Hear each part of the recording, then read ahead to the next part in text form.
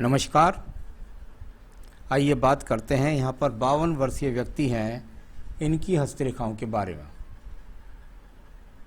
यहाँ पर पहले मैं इनकी उंगलियों के फलों को पढ़ूंगा, फिर इनके पर्वों की गति को पढ़ूंगा, अंत में इनकी रेखाओं को बताऊंगा, तब जाकर के अंत में इनके जो सवाल हैं उनके जवाब दूंगा। कनिष्ठा उंगली ज्ञान की, सूर्य की उंगली के प्रथम पर्व तक पहुँचता है, व्यक्ति बुद्धिमान होता है, व्यक्ति की याददाश्त बुढ़ापे के अंत तक अच्छी रहती है, साथ ही साथ एनर्जी अच्छी होती है, सोच अच्छी रखता है और अपने जीवन में आगे बढ़ने के लिए जो पहलू होते हैं उनको पूरी तरीके से उनमें समर्थ रूप से अपने द्वारा कार्य करता है। प्रथम पर्व मानसिक पर्व पूरी तरीके से मजबूत है, किसी प्रकार की कोई राहु रेखा यहाँ पर नहीं है। यानी कुल मिलाकर के यहाँ पर यदि मैं देखता हूँ तो किसी भी प्रकार से ऐसा नज़र नहीं आता कि आप मानसिक रूप से कहीं भी अपने आप को अपने संतुलन में बचाकर नहीं रख सकते। मानसिक रूप से आप मजबूत व्यक्ति हैं। सेकंड पर्वत पर किसी प्रकार की राहु रेखा का प्रभाव न होना, यानी व्यक्ति अपने जीवन के अंतर्गत ऐसा नहीं है कि बिना वजह लड़ने झगड़ने वाली प्रवृत्ति को रखता है और अपने कार्य क्षेत्र पर के लोगों पर बड़े प्रेम पूर्वक अपने व्यवहार को रखता है। तीसरा पर्व यहाँ पर कहलाता है आपके धन का पर्व। इसके अंदर एक मोटी राहु रेखा लग गई। इसका मतलब ये हुआ कि व्यक्ति ने अपने जीवन के अंदर जो धन का आगमन बनाया उसमें से मोटा धन किसी को दे दिया, संतान को दे दिया, ऐसा भी है, हो सकता है। तो साथ ही साथ वर्तमान में ये रेखा लगना आपके ऊपर खर्च बढ़ाने को दर्शाती है। तो अगर आप मोटा धन दे चुके हैं तो फिर ये स्थिति खत्म, आगे धन के आगमन बने रहेंगे। आइए बात करता हूँ सूर्य की उंगली के प्रथम पर्व के बारे में। यहाँ से आपको स्थायी रूप से बीपी के रोग के लिए देखा जाता है, आंखों के रोग के लिए देखा जाता है, साथ ही साथ एक्सीडेंट की स्थितियाँ, तीनों ही स्थिति यहाँ पर कोई दिखलाई नहीं पड़ती। बात करते हैं इसके बाद में आपके पर्व के बारे में, और वो पर्व है आपका सेकंड पर्व सूर्य का, जो राज्य सरकार से संबंधित कार्यों से लाभ दिलाता है। यहाँ पर इस प्रकार का कोई भी लाभ दिखाई नहीं देता। तीसरा पर्व परिवार से, पिता से संबंधों के लिए जाना जाता है। उंगलियां दोनों मिली हुई है, इस तरह पर्व यहाँ भी है। आपने बुढ़ापे तक अपने माता पिता की सेवा की। आइए बात करता हूँ इसके बाद आपके शनि के पर्व के बारे में।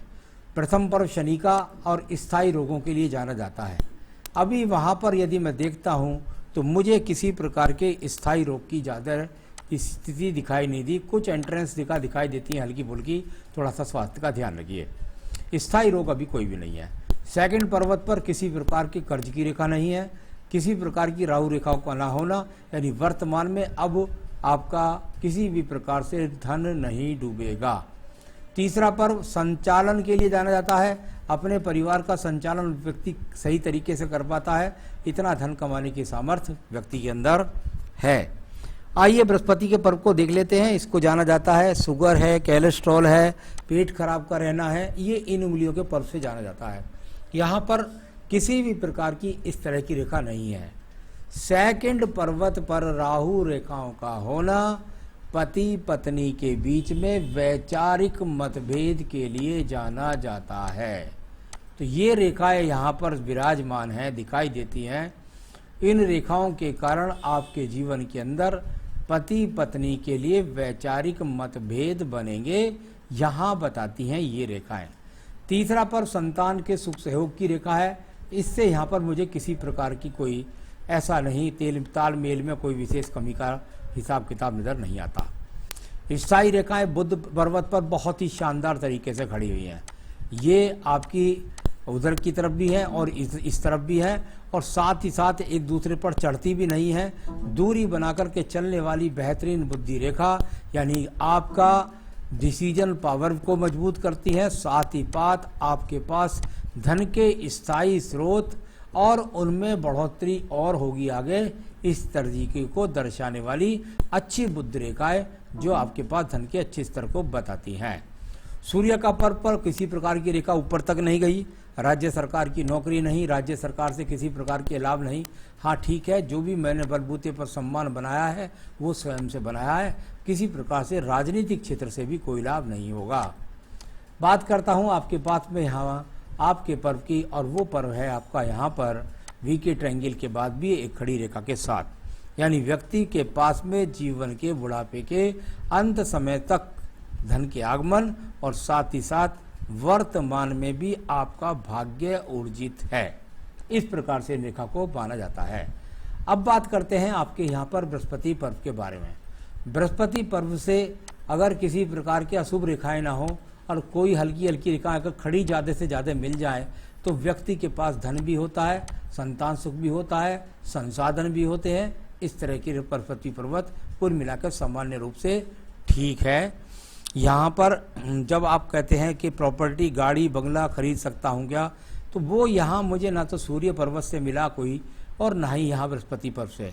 अगर आने वाले समय में चतुर्भुज बन जाए, दो रेखा समानांतर खड़ियन से चतुर्भुज बनने लगे, तो उस समय पर आपने कहा कि मैं आगे जाकर कुछ प्रॉपर्टी गाड़ी बंगला खरीद सकता हूँ, तब वो रेखाएं बनेंगी। अभी मुझे कहीं भी वर्तमान से तो कोई कम से कम गाड़ी तो जरूर खरीद पाएंगे, लेकिन बंगला खरीदने की सी बात दिखाई नहीं देती। तो एक सवाल का जवाब भी है आपका, अभी मुझे 4-5 साल तक ऐसा नहीं लगता।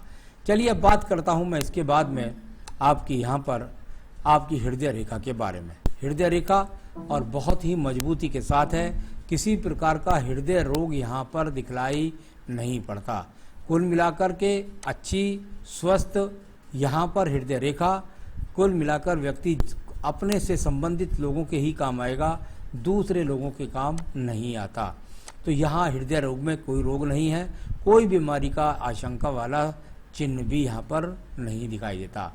चलिए अब निम्न मंगल पर्व के बारे में बात कर लेते हैं। कर्म रूपी रेखाएं निम्न मंगल पर्व पर पूरी मजबूती के साथ हैं। व्यक्ति के अंदर वर्तमान में भी एनर्जी है, काम करने की क्षमता है, और ये बहुत सुंदर रेखाएं यहाँ सब की सब आयु रेखा के अंदर तक चली गई हैं, यानी आपकी बुद्धि रेखा को डिस्टर्ब नहीं करती है, आपकी भाग्य रेखा को डिस्टर्ब नहीं करती है।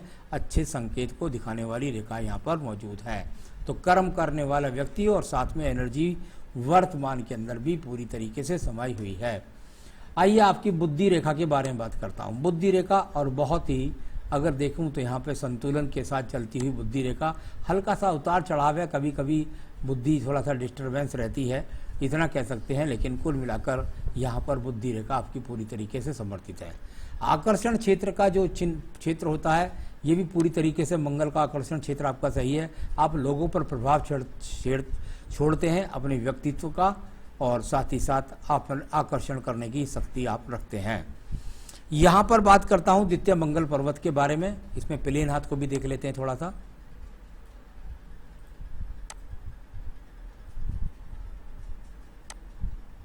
यहाँ से किसी प्रकार के झगड़े झंझट कोर्ट कचहरी मुकदमा इस तरह की कोई रेखा यहाँ पर दिखाई नहीं दी। अब बात करता हूँ मैं इसके बाद आपके चंद्र पर्वत के बारे में। चंद्र पर्वत व्यक्ति के मानसिक स्थिति के लिए जाना जाता है। डिप्रेशन के लिए अगर एक रेखा का संबंध बन रहा है विदेश रेखा से, तो ये विदेश की यात्रा करवा देगी आपको, व्यापार नहीं दिलाएगी विदेश से। कुल मिलाकर के यहाँ चंद्र पर्वत पर किसी प्रकार के अवसाद के योग नहीं है, किसी प्रकार के डिप्रेशन के योग नहीं है। साथ ही साथ यहाँ पर कह सकता हूँ कि व्यक्ति अपने आप से मन से मस्तिष्क से पूरी तरीके से मजबूत है। अब बात करता हूँ मैं आपके यहाँ पर व्यापारिक रेखाओं के बारे में। बुध रेखा का भी देख लेता हूँ इन्वॉल्वमेंट। कनिष्ठा उंगली अच्छी थी, बुध रेखा यहाँ पर है, थोड़ा सा हल्की यहाँ टूटी है, इधर है, और उधर देखता हूँ प्लेन हाथ में, यहाँ पर भी कोई बहुत मजबूती से नहीं दिखाई दी। यानी कुल मिलाकर व्यापार में कोई ज़्यादा अदल बदल की स्थितियाँ तो नहीं लगती। ये रेखा व्यक्ति को जब चंद्र पर्वत से जाती है और इसमें से शाखा निकल करके भाग्य रूप में निकलती है, तो व्यक्ति को कुछ परिवार से सपोर्ट जीवन में शुरू में मिलता है, बाद में वो स्वतंत्र तरीके से अपने भाग्य को चला करके यहाँ तक ले जाता है। तो ये अपने आप में आज भी आपके पास अच्छी बुद्धि रेखा, अच्छी भाग्य रेखा आपके पास में मौजूद है। और यहाँ थोड़ा सा राहु पर्वत से भी इन्वॉल्वमेंट है, कहीं ना कहीं आपको अचानक भी धन की प्राप्ति हो जाती है कहीं भी इन्वेस्ट करने के बाद।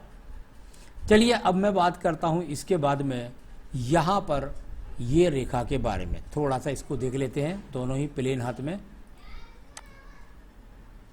यहाँ से कुछ वी का सा ट्रायंगल लगता है, चलिए ठीक है, यहाँ मुझे कोई एक्स का चिन्ह नहीं मिला, किसी भी प्रकार से कोई खराब चिन्ह ऐसा नहीं मिला है जिसमें आपका सवालों में जवाब देने वाला हूँ। शुक्र पर्वत को ले लीजिए। संसाधन का शुक्र पर्वत सामान्य रूप से अच्छा संसाधन का शुक्र पर्व है। ईश्वर कृपा से आपके पास जो संसाधन की सारी चीज़ें हैं वर्तमान में भी ठीक है। उसको कौन नहीं बढ़ाना चाहता, आप भी बढ़ाना चाहते हैं तो अच्छी बात है, लेकिन वर्तमान में भी आपके संसाधन की कोई कमी नहीं है। आपके पास एक मंगल रेखा भी है जो कवच रेखा का काम करती है, जो आपके जीवन में अब खत्म हो चुकी है। इसका रोल आपके जीवन में 48 वर्ष तक था। आयु रेखा आपके पास में लगभग 80 वर्ष के आसपास की आयु रेखा भी है। वर्तमान में इतनी आगे भी रेखाएं बढ़ती रहती हैं। तो ये तो मैंने आपका सारा हाथ पढ़ा और इसके अनुसार मैंने आपको बताया कि किस किस तरह की गतिविधि आपकी हाथ की रेखाएं कहती हैं। चलिए अब बात करता हूं आपके सवालों में। आज से मैं कितने साल तक काम कर सकता हूं, मेरे भाग्य में आगे क्या लिखा है। ये जो भाग्य रेखा यहां से चल रही है और जाकर के आपके जीवन में 63 से 64वें वर्ष तक जा रही है। ये रेखा आपके जीवन में बताती है कि आप लगभग 63-64 वर्ष तक जो वर्तमान में काम कर रहे हैं, जो वर्तमान में धन की स्थिति है, ना धन की स्थिति से कम जाएंगे।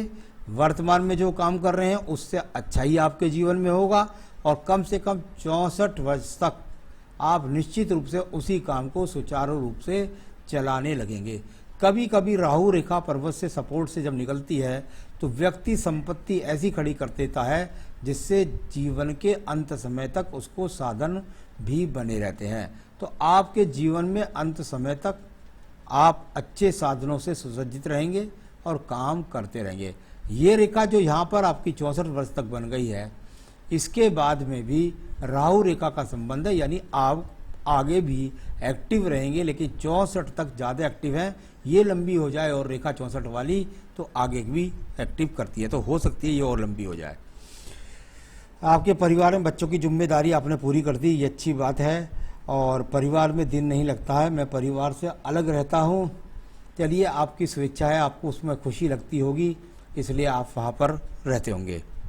आपकी कंपनियाँ थी, बच्चों को आपने दे दी है और पत्नी के साथ आपका तालमेल हमेशा बना नहीं है और आपने आपके लेफ्ट हैंड से पता भी लगा वहाँ तालमेल में कमी।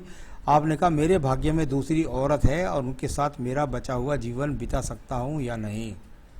मेरे हिसाब से यहाँ पर अगर तालमेल दूसरी पत्नी के आने की बात है तो निश्चित रूप से आपके हाथ के अंदर ऐसी रेखा तो नहीं है कि आप किसी औरत के साथ, देखिए आपकी औरत के हाथ में ही ऐसी स्थिति होगी कि उसने आपका जीवन दुभर कर दिया हो, लेकिन यहाँ आपके हाथ में ऐसी कोई रेखा नहीं है कि आप अपनी पत्नी का जीवन दुखी करें या आपके जीवन में आपकी कोई दूसरी महिला आए तो उसका भी आप जीवन दुखी करें। आप तो एक सुख देने वाले व्यक्ति हैं, पॉजिटिविटी के साथ जीने वाले हैं। मेरे हिसाब से आपके हाथ के अंदर कहीं तलाक की रेखा नहीं है, मैं तो बस सिर्फ इतना बोल सकता हूँ। और दूसरा विवाह का अगर आपका कोई बन जाता है ऐसा, तो वो भी आपके जीवन में औरत सहयोगात्मक रहेगी। तो इस तरह का यहाँ पर जीवन आपका बढ़िया रहने वाला है, बुढ़ापे तक चिंता की कोई आवश्यकता नहीं है। थोड़ा सा यदि आप चाहते हैं अपने मानसिक शांति और कुछ, तो आप भगवान भोलेनाथ का इनका पूजा पाठ कर सकते हैं। और एक रखतन जो बनता है जो आपके लिए ज़रूरी है, अब वो है आपका पुखराज। यहाँ पुखराज अगर आप पहनेंगे तो ये आपके जीवन के अंदर पत्नी से सुख सहयोग दिलाना, धन के आगमन का अच्छा बना लेना, समाज के अंदर सम्मान बने रहना और साथ ही साथ स्वास्थ्य का ठीक रहना। ये पुखराज आप चाहें तो मुझसे मंगवा सकते हैं, मैं आपके स्थान तक पहुंचा सकता हूं। साथ में ही आप बस भोलेनाथ की पूजा करिए, भगवान शंकर का आप रुद्र गायत्री के मंत्र का जाप कर सकते हैं। आप चाहें तो कोई उनकी स्तुति कर सकते हैं। इतना करिए, जीवन में सुखी रहिए आप। नमस्कार।